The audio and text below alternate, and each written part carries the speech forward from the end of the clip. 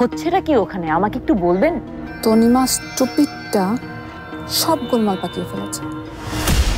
আরে কি গোলমাল করেছে সেটা তো জানতে চাচ্ছি। গ্লু লাগিয়ে অর্নামেন্টসের জিনিসপত্র নষ্ট করে দিচ্ছিল তনিমা, যেন পারমিতা আর কিছু বানাতে না পারে।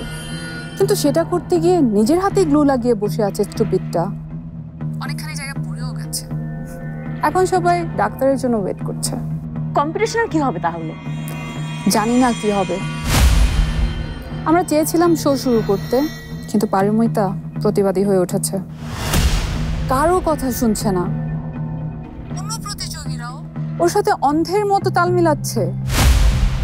পারমিতা পারফর্ম না করলে ওরাও নাকি করবে না। তাহলে কি পারমিতা জিতে যাবে? কি যে বলেন না, এত সোজা নাকি? আমি আছি না। যদি শেষমেশ কম্পিটিশন হয়, তাহলে আমার হাতেও একটা অস্ত্র আছে। এতক্ষণ ভদ্রভাবে আমি ওর সাথে ডিল করেছি। কাজ যদি একেবারে নাই হয়, প্রয়োজনে আমি আমার শেষ অস্ত্রটা ব্যবহার করব।